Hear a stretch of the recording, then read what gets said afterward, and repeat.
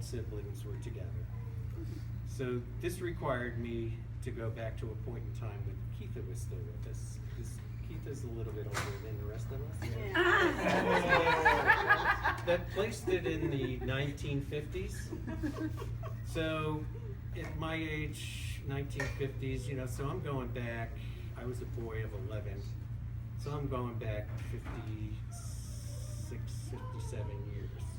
So to do that, I had to use the memory techniques of one of my fictional heroes, Sherlock Holmes, which is the use of the mind attic. So I went up to my mind attic, I sat down, and amidst all the astonishing clutter, I came out with one story that emerged with a degree of clarity that I felt I could tell. Good. It happens at 68 Alpine Place, which was it was a Irish Catholic, humble Irish Catholic neighborhood, very humble, maybe 1,200 square feet house, maybe. One bathroom with 4 siblings. So that's the setting, and I was there, and it was December 23rd. School was out. It was cold out, so I was indoors, and I was at the dining room table doing what most boys do pre-Christmas, going through catalogs, finding toys, and toy soldiers, BB guns, bow and arrow sets, etc., etc. And I was just in a reverie, how you get.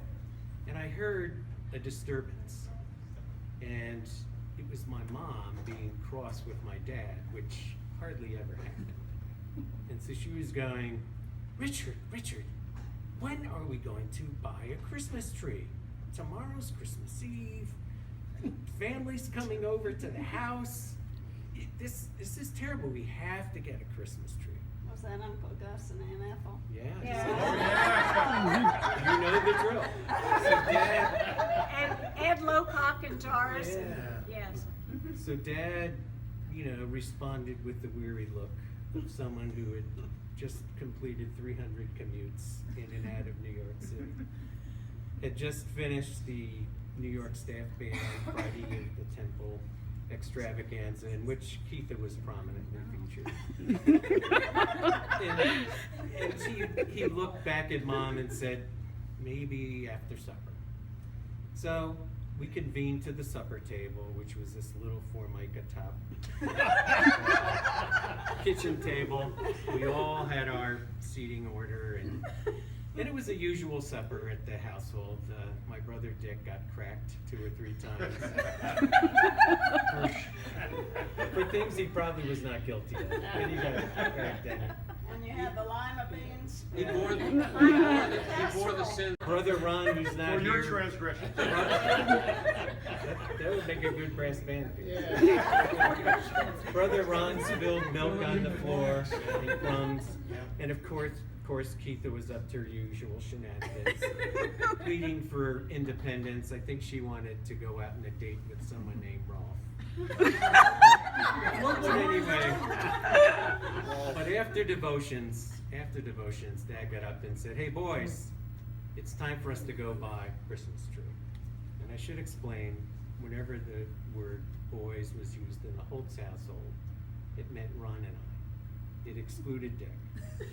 So we were just the young boys. We never were referred to by our individual names. Except when we was bearing all the sins. Dick was bearing all the sins. Let the record show. So anyway, we got into the 1952 Chevrolet, went up Washington Avenue, went to Kearny Avenue, and there was right at the top, Kearny Avenue, just a beautiful, I'm told now, Baptist church with a Christmas tree lot in the front with the Boy Scout Baptists selling trees, $20 a tree. Dad slowed the car down and said, little too expensive, boys, let's go on. So we went down, we went past Lincoln Junior High, we went past where the Salvation Army in Kearny was, where we had open air meetings on Kearny Avenue. Went probably a half mile down, and on the right was a Christmas tree lot. Not as well lit as the Baptist church. There were a few lights, and there was a bunch of trees put up there. Dad pulled over and said, "This is the place." So we went over, and garbage cans with the fire in it. He came over and said, "Okay, what are you looking for?" Dad said, "I'm looking for a 6 to 7 foot fir tree, not a Scotch pine." And again, that has family significance because my Uncle Ed and Aunt Doris used to buy just unbelievably fine Scotch pine trees every year. I mean, they look like they cost $1,000. I mean, so much so that even at the age of 11, I wanted to put an auditor on Uncle Ed. Yes. You know, it's like, how can he afford it? So anyway, the bearded guy came up and he said, "Okay, here's one. It'll cost $12. You're not going to get a better deal than that. That's, $2 a foot."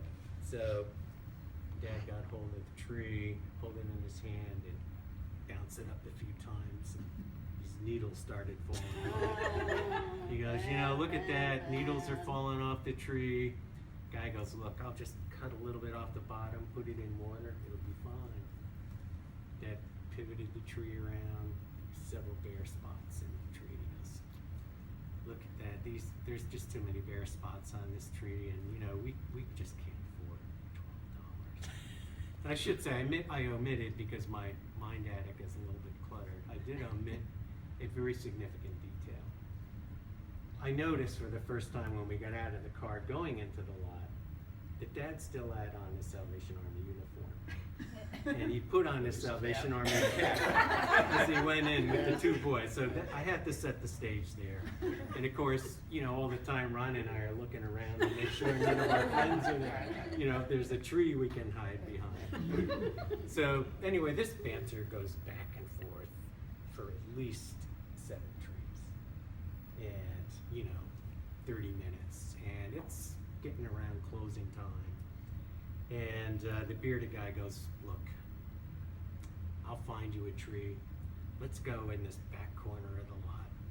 So we followed him in the back corner of the lot. No lights. It's a bunch of trees laid out on the ground with the string still around them. And there on the ground was this 7-foot fir tree. And guy got it. When Dad goes, "Can you cut it out? Can we see it?" Puts it down. Just the most beautiful tree. I had tears in my eyes. Fir tree I had ever seen. And so Dad goes, "How much?"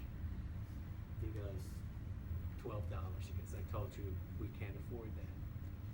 And the guy looked around. Tomorrow's Christmas Eve. He's still got a lot of trees on the lot. It's about to close. "I'll give it to you for $8. Dad goes, "No, we can't afford $8. We can't afford $8. The guy goes, "Well, what can you afford?" He said, $4. And we're going, "Oh man, $4. Let's see, $2 a foot. We're gonna have a pygmy tree in our parlor. It's gonna be like this big." So Dad goes, "All right, boys, it looks like we're not gonna buy the Christmas tree. We'll just have to go home and, tell Mom we're not gonna have a Christmas tree." So Dad starts walking back to the car, and Ron and I are just looking down at the ground. Just defeated. Disappointment is just palpable. It's like, what is going on? And we're just about to get to the car, and the bearded guy goes, What about $6? No, we keep walking. He goes, $4.50? Dad sticks his hand in his pocket. Can hear the jingle change. He goes, "We can do that. We can do that." Car goes on the tree. We ride home. It is the most magnificent. Should I say the tree goes on the car? The car goes on the tree. Although I'll tell you, that car probably could have coasted on the tree. It was not a very well-made car. So we got home and just had a wonderful, wonderful Merry Christmas. I still have the memory of that. But you know, it was like 20 years later, and I don't know where I was working. I think it was General Electric, and I was required to take a course. It's called Herb Cohn's Art of Negotiation. And I took that course and was like, wait a minute. I learned that when I was 11 years old. So, Your father's listed in the index. that's the story. And your father went home that night and wrote Christmas Joy.